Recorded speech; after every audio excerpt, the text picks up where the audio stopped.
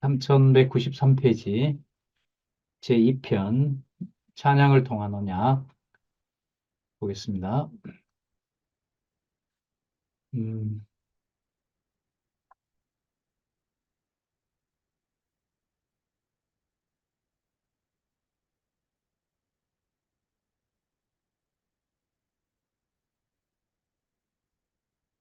3193페이지 두 번째 단락부터 제 창세기부터 에스더서까지 내용을 통해서 어, 언약대로 성취하시는 여호와에 대해서 정리를 하고요.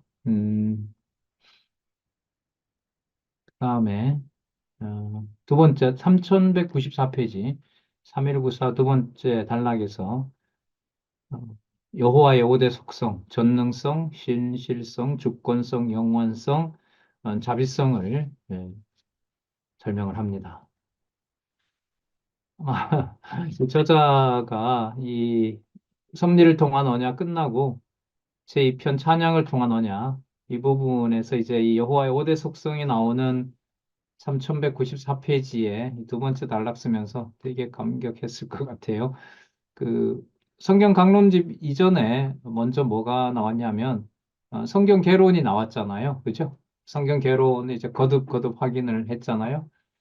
87년에 처음 나오고 그다음에 89년인가요? 나오고 90년에 나오고 그다음 94년에 나왔거든요. 그리고 이제 테이프라든지 여러 그 자료를 통해서 이제 쭉 강의하고 그다음에 93년부터 94년부터 이제 일권을 써가기 시작을 했고요. 그리고 이제 이 6권 정도 오니까 이게 지금 연도가 2000년이거든요. 이게 진짜 새천년 작품이네요. 2000년 12월 10일에 이제 이걸 발행했으니까 이 찬양을 통한 언약 이 부분에서 여호와 속성을 얘기하면서 아까 우리가 이제 확인했던 대로 에스더서 이제 유다 자손의 보호 딱 쓰고 이제 여호와의 5대 속성이 나오는 부분을 이제 욥기에서부터 딱 쓸 때 되게 기뻐했을 것 같아요. 여러분들 기대 많이 되시죠? 우리는 또 최고 이 단계에 있는 세 번째 단락에서 이제 여호와의 5대 속성을 이제 딱 건든다는 거 아닙니까? 자, 그 다음 3194페이지 세 번째 단락에 대해서 설명을 하고요. 자, 우리가 찾아볼 내용은 3195페이지 내용에서 찬양을 통한 언약의 신약 근거를 보도록 하겠습니다. 무엇을 소개하고 있을까요? 어디서부터 읽어보시냐 하면은요, 3195에 밑에서부터 하나, 둘, 셋, 넷, 다섯, 여섯, 일곱, 여덟. 이것은 여기서부터 보겠습니다. 이것은 다윗 왕국을 세우도록 섭리하셨다. 여기서부터 이제 둘째 아담하고 연관을 시킵니다. 자, 이것은 여호와께서 둘째 아담, 마지막 아담 메시아를 보내요. 자, 여기 보세요. 이제 어, 찬양을 통한 언약에서부터 이제 개념이 여기 보세요. 무슨 언약 자손이라 그러죠?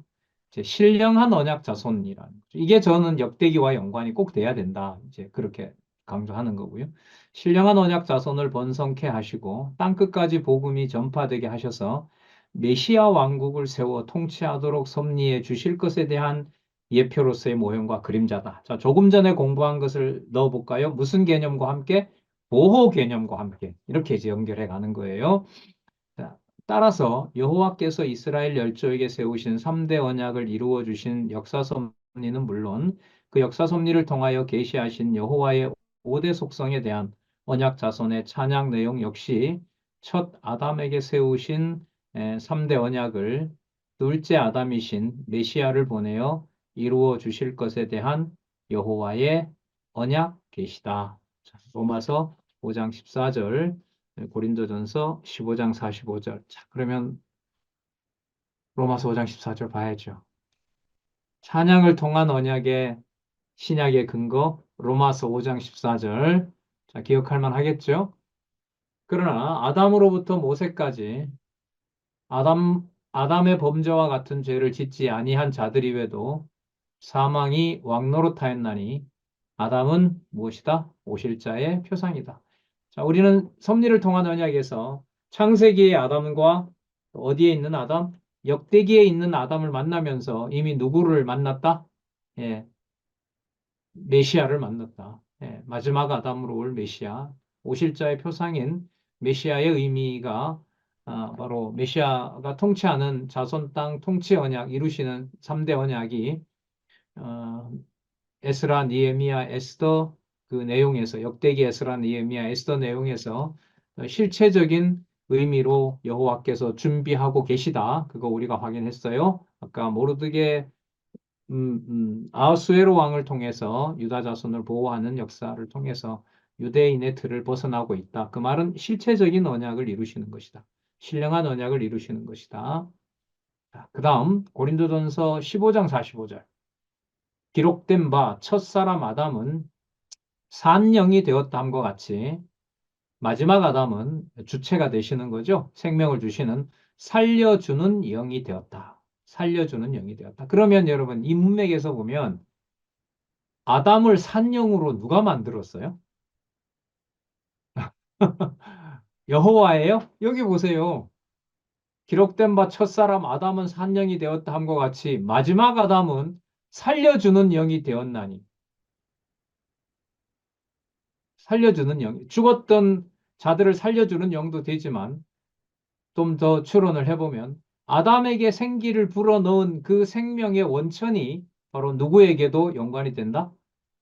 마지막 아담하고 연결이 된다. 마지막 아담하고. 자, 그 뭐 요한복음 우리가 생각을 해보면 더 분명해지겠죠. 마지막 아담은 살려주는 영이 되었다.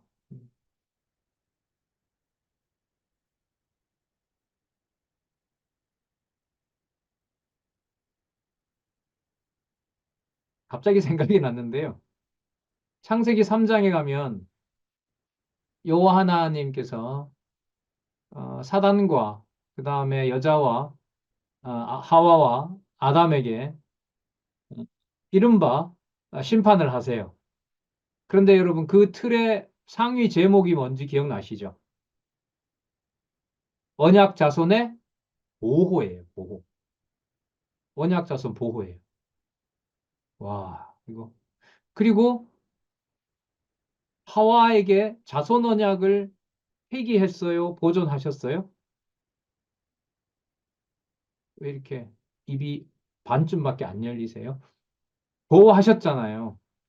태들 닫아버린다고 하신 거 아니잖아요. 그죠? 아담에게는 통치권을 회수하셨어요? 여전히 보존하셨어요? 보존했지요. 하지만 네 마음대로 경작은 못해라고 하셨던 거 아니에요. 자, 그러면 창세기 3장에서도 살려주는 영, 사단에게 종노릇 했지만 영원한 생명, 최초의 언약을 폐기하셨어요. 여전히 보호하시는 거죠. 보호하시는 거잖아요. 보호한다는 말은 사단의 권세에 여전히 하와와 아담을 둔 것이 아니라 뭐 한 거예요? 다시 살려낸 거죠. 살려낸 거예요. 그러면 그 살려낸 주체를 고린도전서 5장 15장 45절과 연관을 시키면 그때 사역을 누가 하고 계셨던 거예요? 그리스도가 하고 계셨던 거예요. 여러분 이게 황당한 얘기가 아니고요. 이런 영원한 사역을 히브리서에서 누구보다 우월한 예수? 대제사장보다 우월한 예수 사역이 나오거든요. 거기에는 아벨의 피부터 누가 다 보증을 해요? 예, 메시아가 보증하죠. 어디에 있는 지성소로 가지고 가요? 하늘에 있는 지성소로 가져가요. 그래서 여러분 이 얘기를 여기서 지금 이렇게 할 수 있는 거예요. 여러분 제가 이렇게 말하는 게 앞으로 더 공부해 가실 때 뭐 이렇게 영상이 이제 앞으로 뭐 성경신학을 연구하시는 분에게도 이제 뭐 듣고 참고 또 할 수가 있으니까요. 그런 조금 전에 공부했던 우리가 섭리를 통한 언약 제일 마지막 부분에 실체로 넘어가는 신령한 언약 성취로 넘어가는 부분과 관계해서 공부해 갈 때 요 개념들이 여기 소개된 이런 개념들을 가지고 성경 전체로 확대해가는 여호와 계시로 3대 언약을 통해서 여호와 계시로 가는 바로 그런 공부를 해나가는데 좀 연결 다리를 놓고 싶어서 말씀드리는 겁니다. 자, 그러면 5개 속성 중에서 첫 번째 제1장 여호와의 전능성 찬양 볼게요. 여호와의 전능성 찬양 3197페이지 3197페이지. 음,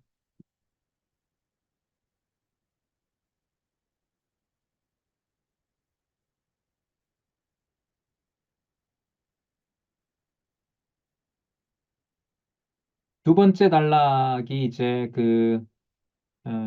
전능성과 관련된 부분으로 이제 설명을 하고 있죠. 어, 이스라엘 백성과 관련해서. 진짜 이 부분 너무 요약이 잘 돼 있죠. 3197페이지 두 번째 단락에 보시면 여호와 하나님의 전능성을 찬양하기 위한 욥의 극적인 생애는 이스라엘 택한 백성의 극적인 역사에 대한 축소판이다. 창세기부터 스가 이게 아마 에스더서일 겁니다. 장스가 아니고요. 에일 겁니다. 에. 창세기부터 어,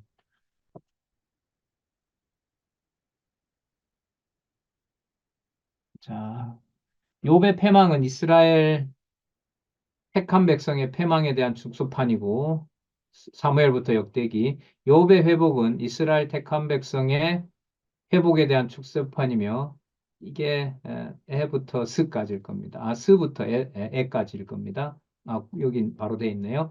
따라서 이스라엘 택한 백성의 패망과 회복이 장차 오실 메시아의 죽으심과 부활에 대한 예표로서의 모형과 그림자라고 한다면 그 축소판인 욥의 고난과 회복 역시 메시아의 죽으심과 부활에 대한 예표로서의 모형과 그림자다.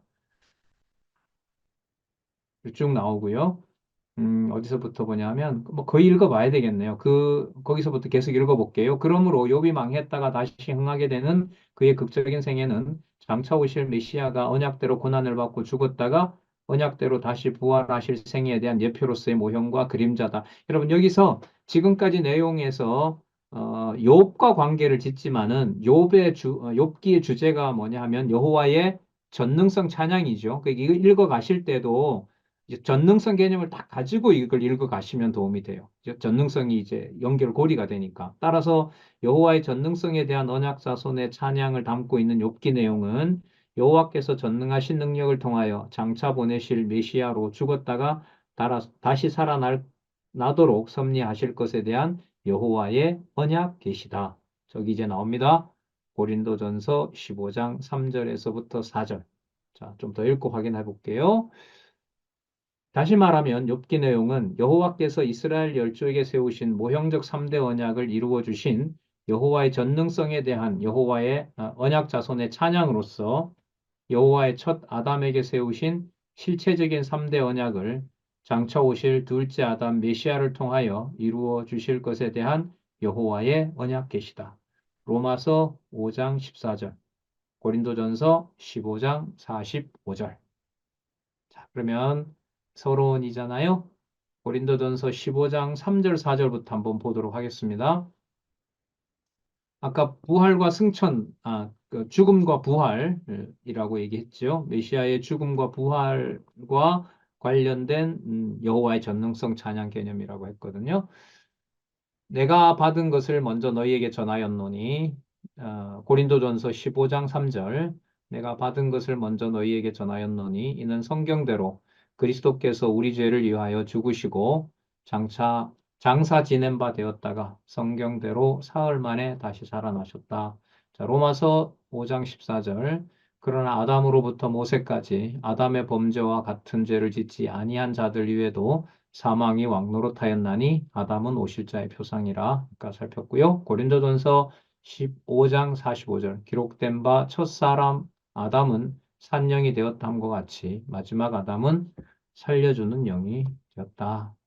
이렇게 에, 그리스도의 죽으심과 부활과 관련된 욥기의 무슨 사건? 전능성 사건, 전능성 찬양 내용을 한번 보겠습니다. 먼저 망하게 하시는 여호와. 망하게 하시는 여호와, 뜻대로 하시는 여호와, 그 다음에 흥하게 하시는 여호와 이렇게 돼 있죠. 망하게 하시는 여호와 3198과 관련해서 음, 자, 여러분 이제 이 구조는요, 이 욥기 구조는 아까 아, 에스 에스더 구조와 달라집니다. 앞부분에 신약 근거를 소개하기 시작합니다. 어디에서부터? 찬양을 통한 언약에서부터. 이 한번 보세요. 어떻게 돼 있냐 하면, 자, 거기 망하게 하시는 여호와 한번 볼게요. 두 번째 단락에 제일 끝에 보면 마태복음 16장 21절 나와 있죠. 자, 그 다음에 빌립보서 2장 6절에서부터 8절 나와 있죠. 한번 볼게요. 그 밑에서부터 두 번째 단락 3198 두 번째 단락 밑에서부터 다섯 번째 줄 십자가에 죽으실 메시아의 고난에 대한 예표로서의 모형과 그림자다. 마태복음 16장 21절. 그리고 여호와께서 악에서 떠난 욥을 패망케 하신 섭리로 계시하신 전능성에 대한 언약 자손의 찬송 내용, 찬양 내용은 장차 오셔서 죄 없이 고난을 받으시고 죽으실 메시아에 대한 여호와의 언약 계시다. 아, 너무 분명하죠. 빌립보서 2장 6절, 7절, 8절 말씀. 자, 마태복음 16장 21절 볼게요. 이때로부터 예수 그리스도께서 자기가 예루살렘에 올라가 장로들과 대제사장들과 서기관들에게 많은 고난을 받고 죽임을 당하고 제3일에 살아나야 할 것을 제자들에게 비로소 가르치시니. 자, 빌립보서 2장 6절에서부터 8절. 그는 메시아는 예수 그리스도는 근본 하나님의 본체시나 하나님과 동등됨을 취할 것으로 여기지 아니하시고 오히려 자기를 비어 종의 형체를 가져 사람들과 같이 되었고 사람의 모양으로 나타나셨음에 자기를 낮추시고 죽기까지 복종하였으니 곧 십자가에 죽으심이라. 자, 예상할 수 있죠. 그리스도가 죽기까지 복종하신 사건. 먼저 욥을 사단에게 맡기심 1장 내용 한번 볼게요. 1장 3199 제일 밑에 줄에 보시면 밑에서부터 다섯 번째 줄. 장차 이방 대적에게 맡겨질 메시아에 대한 예표로서의 모형과 그림자다. 욥의 소유가 다 이제 그 사단에게 맡겨지잖아요. 자, 그게 장차 이방 대적에게 맡겨질 메시아에 대한 예표로서의 모형과 그림자다. 그리고 하나님을 경외하는 욥의 소유를 사단에게 붙이시는 여호와의 전능성에 대한 언약 자손의 찬양 내용은 장차 오셔서 잠시 사단의 권세에 붙여질 메시아에 대한 여호와의 언약 계시다. 찬양을 통한 언약에서부터요, 이 언약 계시라는 말이 강해집니다. 거의 이제 굳어지는 개념으로 등장을 합니다. 자, 사단의 권세에 붙여질 메시아에 대한 여호와의 언약 계시다. 마태복음 26장 65절에서부터 68절, 요한복음 18장 12절 한번 먼저 볼까요?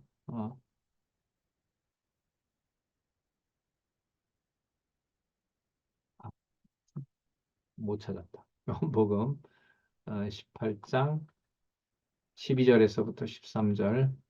이에 군대와 천부장과 유대인의 하속들이 예수를 잡아 결박하여 먼저 안나스에게로 끌고 가니 안나스는 그 해의 대제사장인 가야바의 장인이라.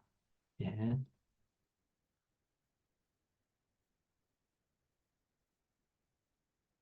다음 마태복음 욥의 소유를 맡기신 마태복음 26장 65절에서부터 66 한번 볼게요.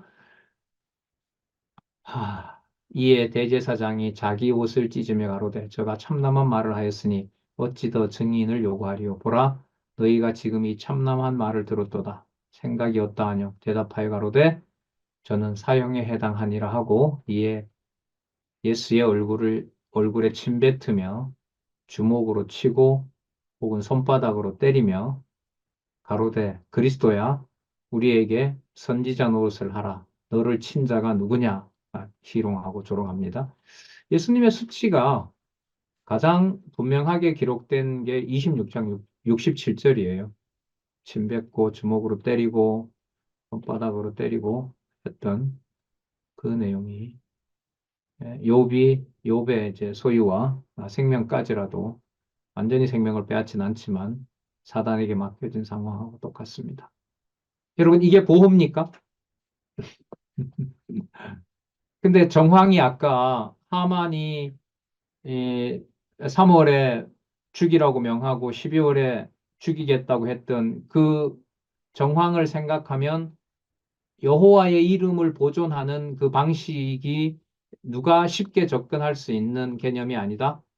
예, 우리가 쉽게 접근할 수 있는 개념이 아니다라는 거 우리가 여기서 확인할 수가 있죠. 그러니까 전능성이라는 개념이 우리의 이해 속에 들어올 수 있는 개념이 아니에요. 그러니까 어떤 개념이 필요하냐면요. 안 들어온다 이러면 할 말이 없어지잖아요. 그런데 이 숨통을 틔워주는 게 바로 뭐냐면 이게 우리와 연관된 게 아니라 주어가 여호와가 되면서 이런 사건이 누구의 계시다? 여호와의 언약 계시다라는 말이 이게 살려주는 거예요. 예?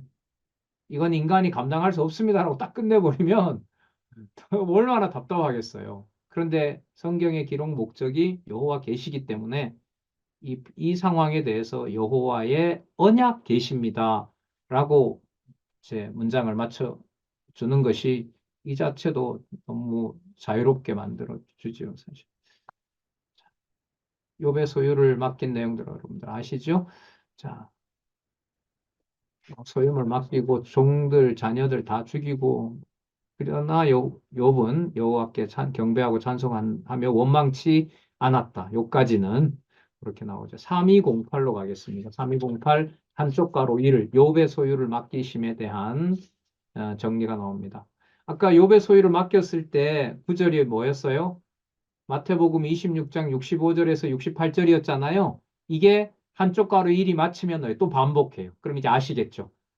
어디에서부터 앞에 소개하고 뒤에 소개하면서 이렇게 세 번째 단락 소개한다? 욥기에서부터. 그건 여러분 정보를 꼭 알아놓으시기 바랍니다. 그러니까 여기서 이제 6권에서 찬양을 통한 언약으로 넘어가면서 지금 우리가 신약에서 보고 있는 18권 요한계시록에서 보고 있는 바로 그 구조로 만들어지는 과정이라고 보시면 돼요. 이게 나중에 이제 세 번째 단락이 두 개로 나눠지죠. 무슨 근거 먼저 소개하고 한쪽 가로까지. 양쪽 가로까지 내려오죠, 사실. 무슨 근거? 창세전 근거. 세 번째 단락이 바로 뭐예요? 신구약 근거. 예. 여기서는 지금 하나밖에 안 하잖아요. 하나밖에 하지 않는데 여기서 이제 선지서쯤 가잖아요. 그러면 이게 에, 어, 번호, 곰, 편, 장, 절을 설명할 때 어떻게 되냐 하면 지금 마태 신약은 이렇게 하고 그다음 두 번째 단락에 무슨 근거 나와요? 창세전 근거 나오고 세 번째 단락에 신약 근거니까 무슨 구약 근거 가죠. 이렇게. 그게 이제 선지서 어딘가에 나올 거예요. 자, 하지만 앞에 설명을 하고 뒤에 가서 설명해 주는 구조는 시가서, 찬양을 통한 언약에서부터 나온다는 거 문헌학적으로 일단 좀 참고하시기 바랍니다.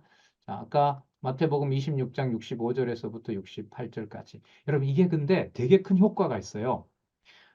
왜냐하면 그 1장을 아직 안 읽었잖아요. 1장 강론을 안 읽었잖아요, 우리가. 안 읽은 상태에서 아까 마태복음 26장 65절에서부터 68절입니다라고 이 구절 한번 찾아 읽었어요?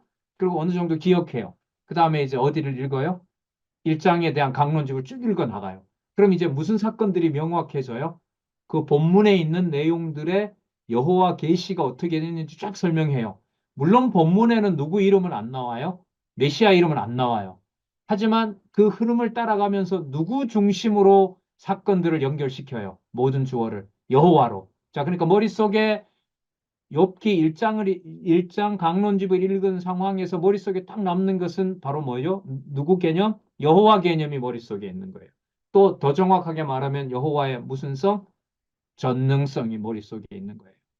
자, 그리고 이걸 3208페이지에 가면 아까 소개했고 본문에서 소개한 내용을 누구에다 맞춰줘요? 그리스에다가 맞춰줘요. 그게 아까 소개했던 그 개념인 거예요. 여러분 이게 우리 여기 장로님들, 권사님들 많이 계신데 경건회나 이런 경건회라든지 말씀 전할 기회가 있으면 요 틀을 쓰시면 아주 간단하고 좋아요.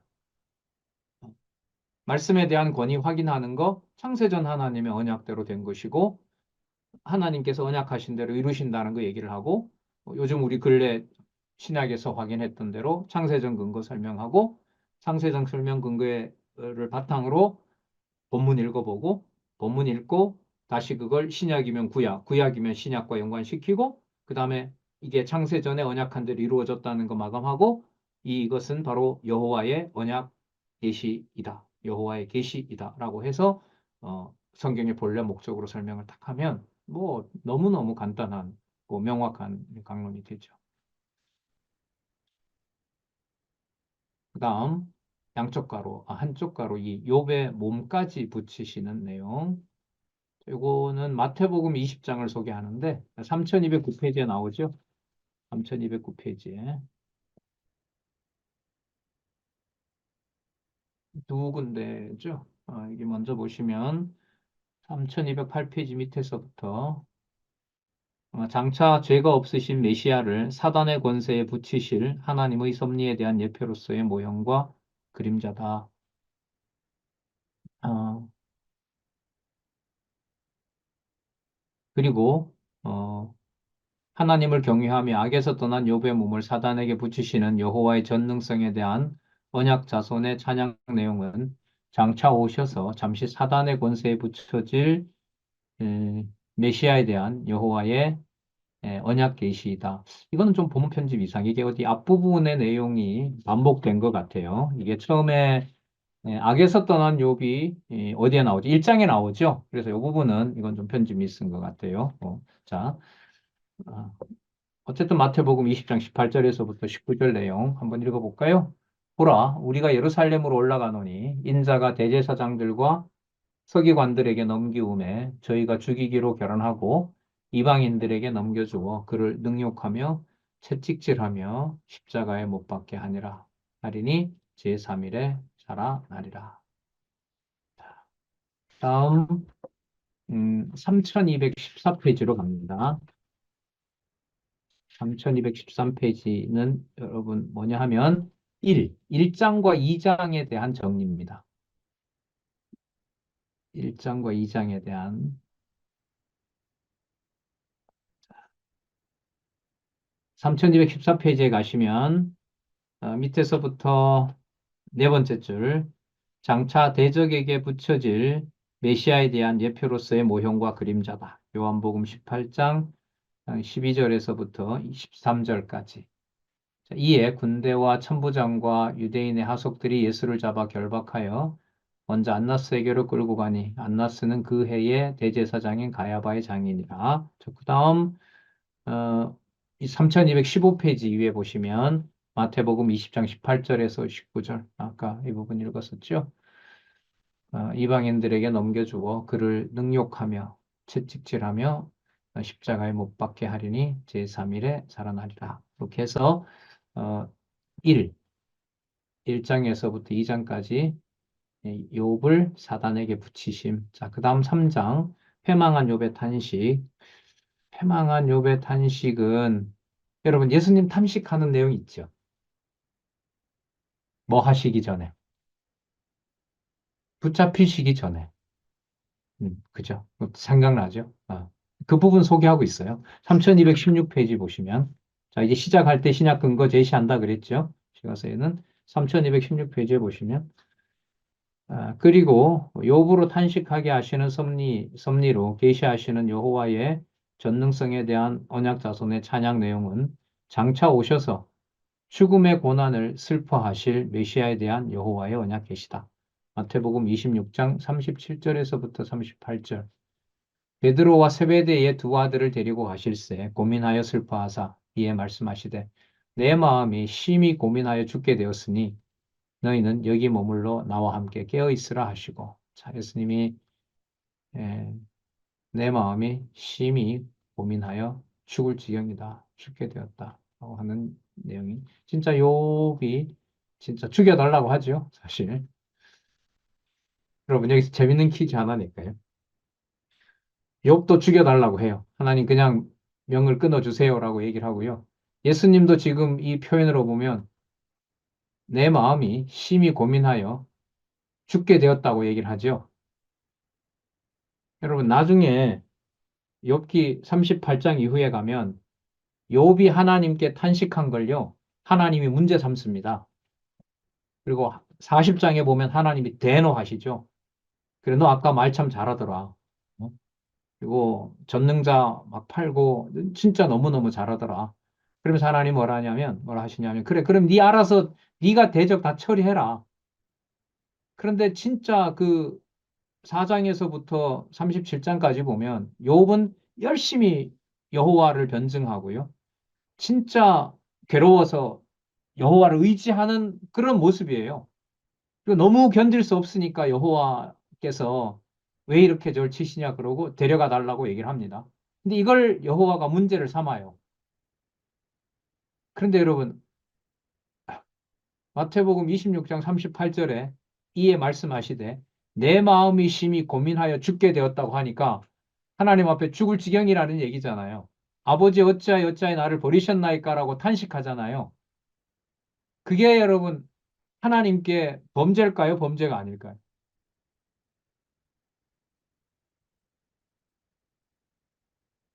예, 그거 시편 22편 이루는 거잖아요.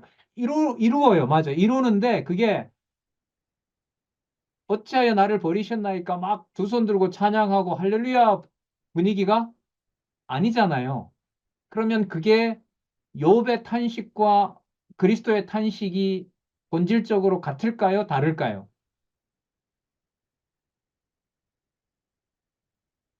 같게 되면 갖게 되면 심각해져요. 그리스도는 십자가 앞에서 누구 뜻을 받아들일 수 없는 자기 한탄을 한 거예요. 예, 아버지의 정한 뜻을 받아들일 수 없는 그게 범죄가 돼요. 이게 여러분 우리는 이거 참 웃고 있는데 아니, 그리스도는 하나님이니까 그럴 리가 있어요라고 얘기를 하는데 이제 감정적으로 이런 부분을 들어가서 따지기 시작하면 이 부분을 대답은 다르다라고 하지만 마음의 상태는 내 속에서 뭐가 돼요? 혼합이 일어나요. 그 나까지 집어넣어 버리면 내가 탄식하는 것하고 욥이 탄식하는 것하고 그리스도의 탄식이 일치되어 버리면 그리스도는 예수는 뭐가 안 돼요? 대속주가 될 수가 없어요. 그런데 어쨌든 예수님의 26장 38절에 보면 내 마음이 심히 고민하여 죽게 되었고 나중에 아버지 어찌하여 나를 버리셨나이까라고 하는 그 탄식은 그리스도가 아버지의 뜻을 거역하는 내용이 아니라 그 탄식이 어린 양이 이 온몸이 해체되면서 제물이 되어가면서 모든 것을 받아내시는 자, 마태복음으로 보면 무슨 직 감당? 제사직 감당, 제물로서 제사직 감당. 마가복음에 보면 무슨 내용의 확증? 높으신 신분으로 가는 확증. 누가복음에는 무슨 사역? 대속사역. 요한복음에는 어디로 가시는 과정? 아버지께로 가는 과정이에요. 그러면 아버지 어찌하여 나를 버리셨나이까? 내 마음이 심히 고민하여 죽게 되었다는 이러한 고백은 범죄도 아니고 우리가 생각하는 그런 감정도 아닌 누구에게로 가는 누구 아들이다? 아버지께로 가는 아버지의 아들이라는 것을 증명해야 돼요. 이거 하나만 잘못된다 해도 예수의 본성이 신성이다라는 것을 설명할 수가 없습니다. 그러니까 마태복음 26장 38절 이것은요. 반드시 삼직 가운데 제사직에서는 3대 요건이 있잖아요. 성전이 있어야 되고 또 성전이 있어야 되고 또 어, 제물이 있어야 되고 또 제사장이 있어야 되잖아요. 그러니까 제가 아까 말씀드렸는데 예수님이 죽으시는 것과 관련해서 가장 비참한 내용들이 상세하게 나오는 게 마태복음이에요. 자, 그래 여기에서 내 마음이 시민하여 고민하여 죽게 되었다라고 하는 걸 인간적인 곳으로 연결되어 버리면 그리스도 삼직으로서 제사장직은 실패합니다. 그러면 마태복음에는 왜 그럼 이런 표현이 나왔느냐라고 대답을 해줘야 되잖아요. 바로 그게 마태복음의 죽음은 무슨 직에 대한 성취이기 때문에 그렇다. 제사직에 대한 성취고 제사직 중에 무엇과 관련된 재물과 관련된 내용이기 때문에 예수님이 처참해지고 어떤 경우에도 비참해지는 경우들을 마태복음 죽음에서는 이해해야 된다. 마가복음에는요, 이런 내용들이 많이 안 나와요. 요한복음에는 이런 내용들 안 나와요. 안 나와요. 그럼 마태복음에 이 내용 나오는 것을 가지고 욥의 탄식과 인간적인 측면에서 인간의 감정적인 측면에서 비교하게 되면 예수님의 본성이 신성이다라고 하는 것을 충분히 설명할 수 없게 된다. 그리고 그 대안을 예수님의 죽음에 대해서 마가복음과 누가복음과 요한복음에서 본성이 인간이 아니라 누구다? 하나님이다라는 사실을 확보하고 있어야 돼요. 그래야지 흔들리지 않아요. 자, 그 다음 3220페이지에 가면 생리를 저주하며 탄식함 이거 아직 안 보지 않았네요. 3216페이지 생일을 저주하며 탄식함 제일 마지막 문장 밑에서부터 네 번째 줄 그리고 하나님께서 순전한 여부로 탄식하도록 섭리하시는 여호와의 전능성에 대한 언약 자손의 찬양 내용은 잠시 받을 고난을 탄식하실 때 메시아에 대한 탄식하실 메시아에 대한 여호와의 언약 계시다. 참 중요하죠. 여호와의 언약 계시다. 자, 마태복음 26장 37, 38. 베드로와 세베대의 두 아들을 데리고 가실새. 아까 우리 읽었던 말씀이죠. 그래서 그 탄식의 의미에서 그 본성과 관련해서 설명을 해야 된다. 여러분 그렇다고 뭐 유령같이 그 몸이 어떤 고통도 없이 이런 게 아니에요. 마태복음은 너무나 상세하게 그리스도가 모멸을 당하는 내용이 나온다는 거. 그리고 아까 내가 죽게 되었다 이런 표현들이 나온다는 거죠. 자, 음, 3220페이지에 가시면 생리를 저주하며 탄식함에 대한 결론을 다시 한번 확인해 주고요. 그 다음에 죽기를 원하며 탄식하는 내용, 3220. 자, 거기는 무슨 내용일까요? 마찬가지네요. 마태복음 26장 37절에서부터 38절 같은 내용을 소개하고 있고요. 자, 넘어갈게요. 3224페이지. 한쪽 가로 이 죽기를 원하며 탄식함 내용에서는 어, 다른 구절을 소개하고 있네요.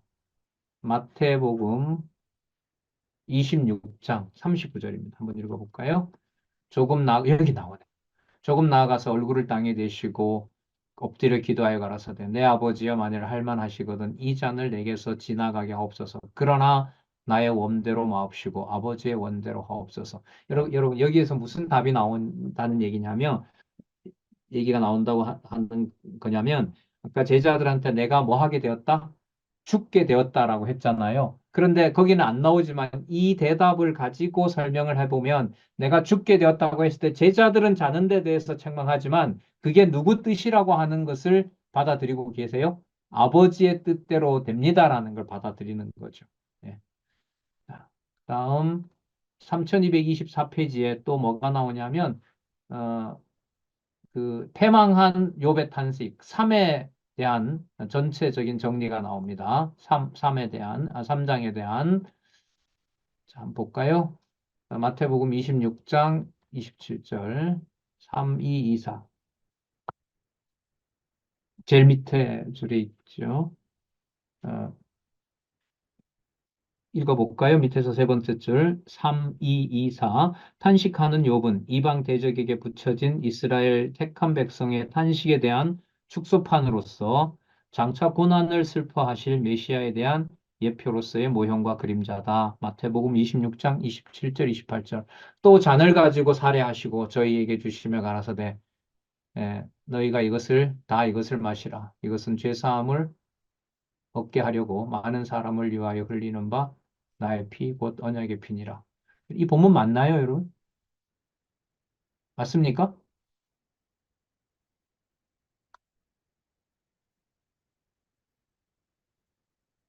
네, 맞습니다. 예. 자, 자신이 피 흘릴 것에 대한 예표로서의 모형과 그림자다. 자, 그 다음에 1장에서부터 3장까지 정리를 이렇게 또 후반부에서 하고 있습니다. 3225페이지. 두 번째 단락. 욥기 1에서부터 3장은 하면서 이제 사무엘부터 역대기까지 역사서 쭉 설명을 하고 마태복음 16장 21절. 그 부분 한번 읽어볼까요? 욥의 패망은 그러니까 3, 2, 2, 5의 두 번째 단락 위에서부터 벌써 8, 9번째 줄, 8번째 줄.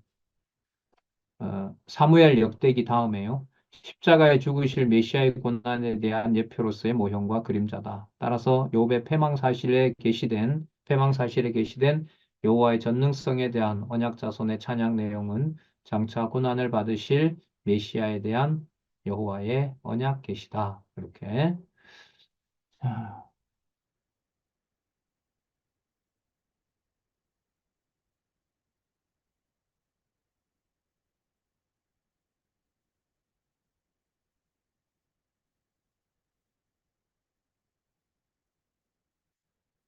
다음에 넘겨보시면 3226페이지.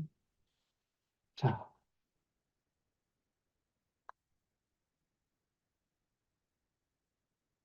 음, 내 뜻대로 하시는 여호와 다음 시간에 하겠습니다. 여러분들 혹시 질문이 있으면 질문 좀 받도록 그렇게 하겠습니다. 어, 좀 음소거 해제하시고요.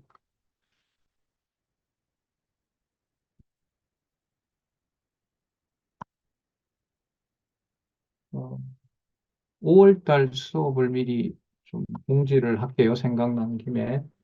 5월 달 목요일이 5개인데요. 그 5월 23일이 그 미국에 가기 때문에 학교에 갑니다. 그래서 5월 2일, 5월 2일, 5월 16일 합니다. 5월 2일, 5월 16일 이렇게 두 번 하도록 하겠습니다. 네, 질문 있으시면 하기 바랍니다.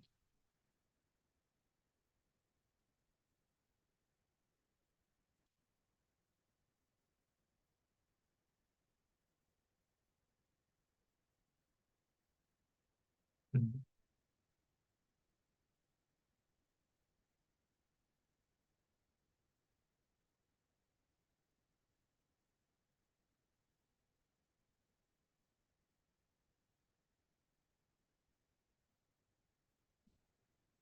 제가 아까 우리 티나자매 소개를 할까 했는데 혹시 또 뭐 이렇게 영상이나 이런데 또 이렇게 노출되면 좀 또 안 좋을 수도 있으니까요. 일단 그거는 제가 다시 번복하겠습니다. 취소하고요.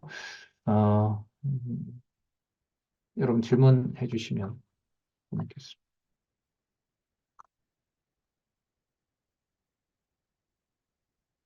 네, 님, 신성옥 전사님, 네, 네.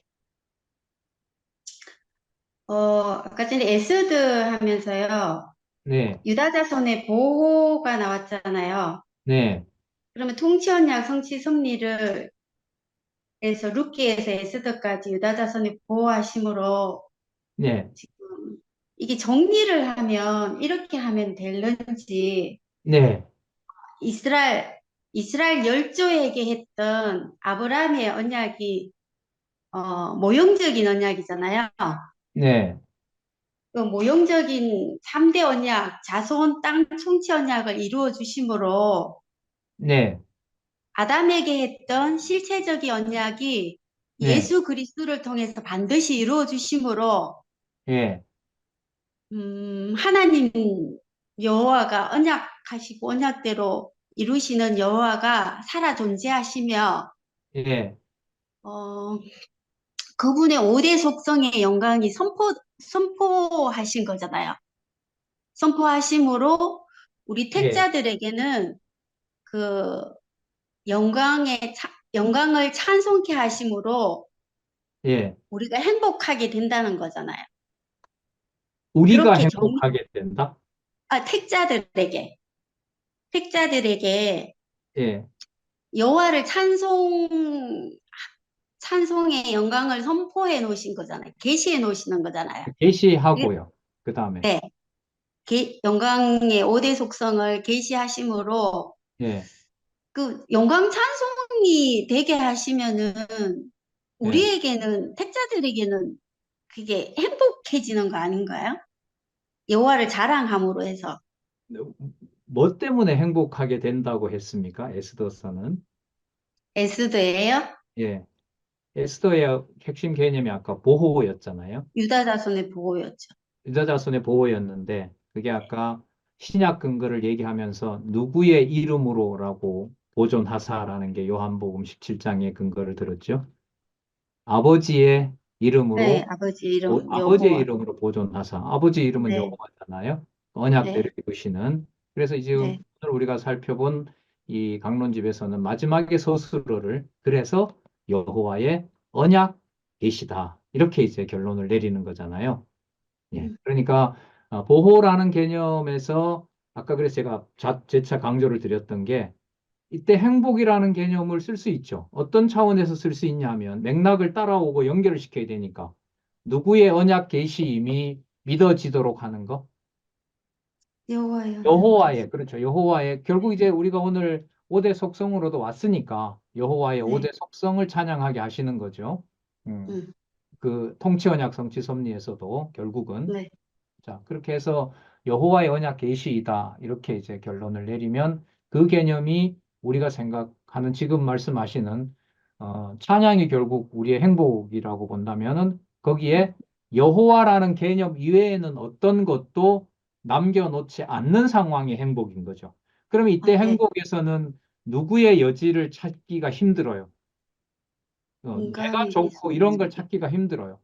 그러니까 네, 제가 아까 이제 처음에 질문을 던졌던 거죠. 이게 과연 뭐 3월 달에 죽인다 그래 놓고 막 10개월 동안 죽인다는 그 계속 이어지는 상황이 무슨 개념하고 연관이 된다? 보호 개념하고 연관이 된다. 그건 우리가 상상도 할 수 없는 것이다. 그래서 강론집 주어의 마지막에 결론이 여호와의 무슨 계시이다? 언약 계시이다. 언약 이렇게 계시. 결론을 나는 게 저는 이제 너무 다행스러운 거죠. 상황은 보면 내가 좀 행복했으면 좋은데. 근데 본문에 들어가서 욥기를 보든 에스더를 보든 누가 지을 수 있는 건 존재하지 할 수 없어요. 내가 지을 수 있는 게 없다는 거죠. 그래서 당장 딱 책을 펴서 욥기 시작할 때 딱 보면 모든 문장 끝이 한번 딱 보세요. 여호와의 언약 계시다. 여호와의 언약 계시다. 여호와의 언약 계시이다.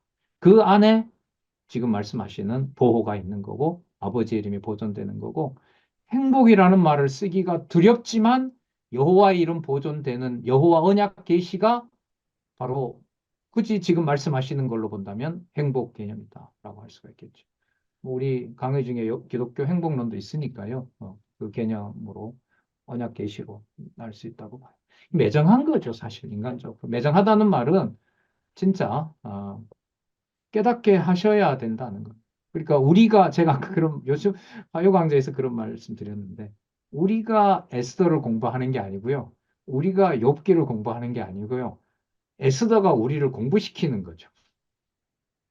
이상합니까? 욥기가 우리를 욥기가 오늘 모아준 거잖아요. 맞잖아요. 욥기에 살았고 운동에 있는 말씀이 살아있는 말씀을 듣도록 계시하기 위해서 보여준 거죠. 이런 맥락에서 이걸 이제 저는 행복이라고 말씀하신다면 그게 전적으로 동의하고 싶습니다.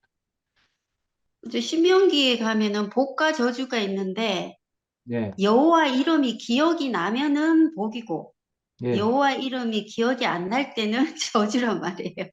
그건 이제 어디까지나 우리 편에서 기억난다 안 네, 난다는 거고요.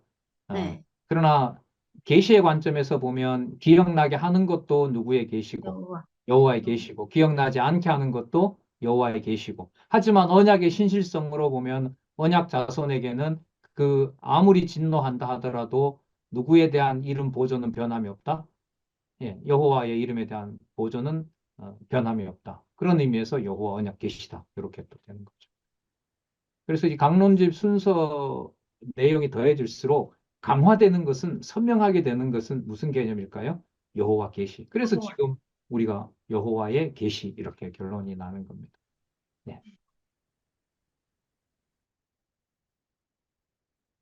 그 율법 줬을 때도 그렇잖아요. 율법에 따라서 정죄하고 율법에 따라서 사회 줄 때 정죄할 때도 법 따라 사는 거기 때문에 누구 이름 보존하고 기억나게 하냐면 여호와 이름 보존하게 하는 거죠. 범죄한 부모를 돌로 때려 죽이라는 내용 나오잖아요. 거기에 무슨 우리의 감정을 넣겠습니까? 할 수 없어요. 할 수 없어요. 그러니까 이게 이렇게 절박하다라는 박영경 의사님, 네. 여기에 우리의 생각의 대전환이 필요해요. 어디에요? 하느님의 신실 전신성 뭐 전능 그 전신주영 염자 그걸 이루시기 위해서 우리한테 복과 저주를 통해서 우리한테 욥의 복과 저주를 통해서 우리한테 알려주는 거예요. 우리는 이 앞에서 할 말이 없는 거예요. 행복이라는 단어를 감히 쓸 수도 없고 그냥 두렵고 떨리고 하나님 경외하게 되는 우리 그렇게 엎드려 절밖에만 만드셔 하느님. 난 그래서 여 앞에서 그러니까요. 우리 기독교 행복론의 결론도 아마 찾아보지는 않았지만 여호와 계시로 아마 나올 네, 거예요. 여호와 계시로 끝나야지 아무것도 없어요. 다른 거 남는 게 없어요. 그래서 예, 맞아요. 아까 알려주신다라는 게 결국 그거밖에 계시하신다는 말. 없어요. 예, 그게 끝인 거예요. 근데 이게 끝이요. 우리는 정보를 들었으니까 나한테 써먹어야 되잖아요. 이게 이제 뭐 진짜 죄성이고 보존하지 않으면 망가지는 거죠. 진짜 욥기 뭐 다 강의 저도 한 5, 6년 전, 5, 6년, 10년 더 된 것 같은데 진짜 욥기 강론 아유 진짜 하면서도 너무 뭐 좋은 건 아니고요. 참 힘들었던 기억이 납니다. 순전하고 뭐 정직하여 악에서 떠난 욥을 왜 맡겨요? 왜? 놔두시면 되지. 예, 그래서 다시 한번 확인합니다. 서술어 마지막은 여호와의 언약 계시다. 이게 결론이 나야 모든 머리가 말끔해지고 하지만 그 감정도 권사님 말씀하신 대로 옴짝달싹 못하게 하는 그 상황에 오직 한 이름 여호와 그것만 딱 남게 하시는 거죠.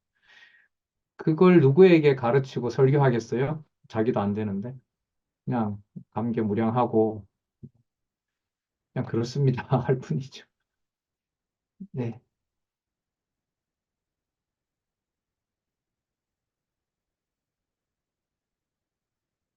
없으면 양대근 장로님. 네. 그러면 예수님이 승천하시기 전에 그 사도들이나 그 이제 사도들의 증거를 통해서 그리스도를 믿게 될 그 미래 성도들에게 그 고난을 약속하시잖아요. 네. 그러면 그 예수님이 제자들이나 그 성도들에게 고난을 약속하시는 것은 여호와께서 절대적으로 반드시 보호하신다. 그렇게 이해를 해도 맞죠? 고난받게 된다. 그러므로 보호한다. 그러니까 고난을 언약하시는 것은 예. 그러니까 여호와께서 반드시 보호하신다는 언약과 같은 의미다. 그래서 예수님이 이제 뭐 단마디로 얘기하면 너희가 세상에서 고난을 당하나 담대하라. 왜냐하면 내가 세상을 이겼기 때문이다. 예. 그렇게 말씀하시잖아요. 그래서 네, 맞습니다. 그 장로님 말씀에 좀 성경의 근거를 내용을 보태면은 요한복음 15장, 16장, 그 다음 17장이잖아요. 네. 그 15장에 가면 세상이 너를 미워할 때 네가 미워한다는 말은 세상이 떨어뜨려 놓는 거잖아요. 분리시키는 거 아니에요. 뺨을 후려치는 게 나한테 마치 이 세상에 안 맞다는 표시 아니에요. 그리스도로 후려칠 때는. 그렇게 너희들을 핍박할 때 너희들이 어디에 속한 줄 알라? 하늘에 속한 줄 알아. 하늘에 속한 줄 알라. 이런 결론이 나오니까요. 그 오늘 내용에 보면 요한복음이 장로님 꽤 많이 나오잖아요. 네. 그러니까 이 예수 그리스도의 신성 문제를 이제 고난과 연관을 시켰을 때 아까 권사님 얘기하셨던 대로 이게 무슨 소리지?